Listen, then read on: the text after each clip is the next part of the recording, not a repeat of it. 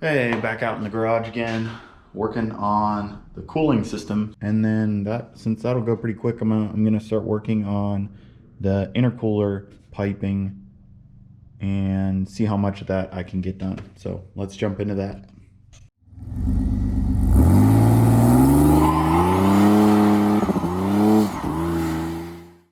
So I've already cut the pieces for the turbo outlet to the intercooler and used this super aggressive wire wheel and the grinder to get the powder coat off. It's definitely not super clean, so I'm probably going to hit it with some sandpaper and then acetone the heck out of it so that hopefully it welds decent. I'm going to hit the inside as well.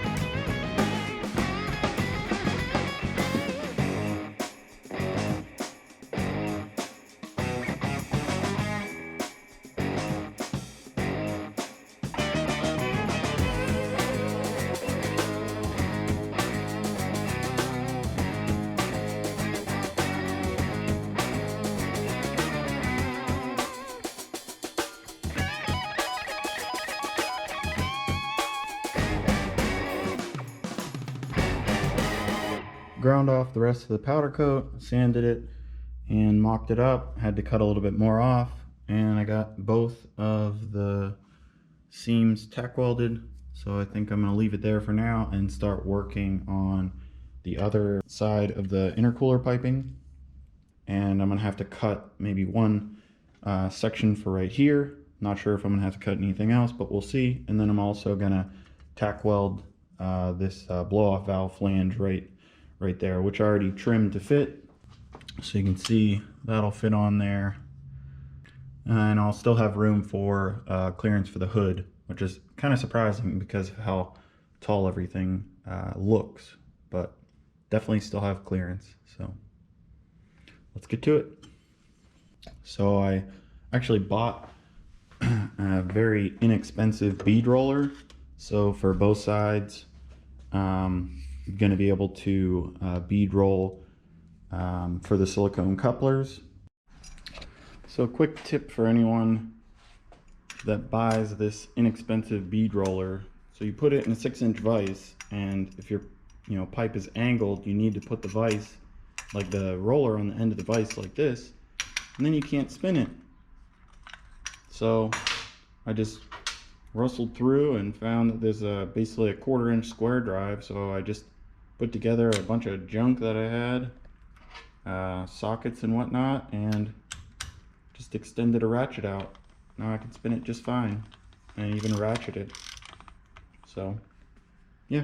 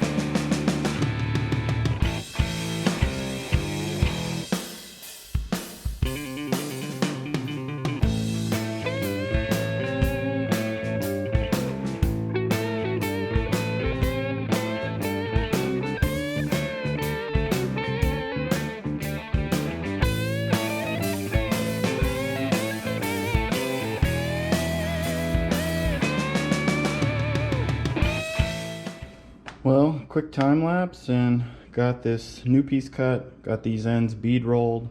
Definitely messed that first one up because bead rolled the wrong side, so I had to cut that off. But no issue because I needed to cut this piece anyway, so it just wound up being a little bit longer. So yeah, I pretty much have everything mocked up. Looks like everything's fitting pretty good.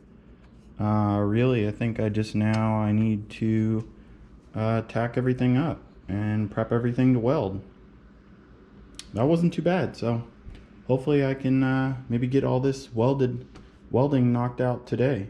So I'm gonna start tacking things together and making sure everything still fits, and then pull it off and I'm gonna weld it all up.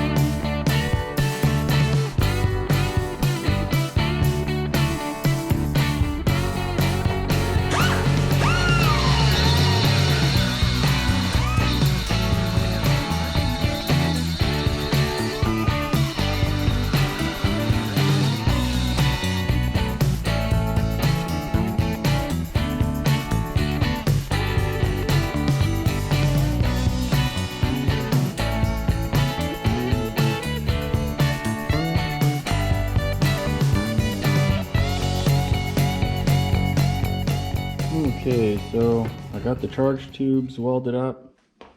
This was a little bit of a pain, but I don't think it was actually the powder coat or the material. I think it was I didn't have my gas flow high enough. I think that goes all the way back to the manifold.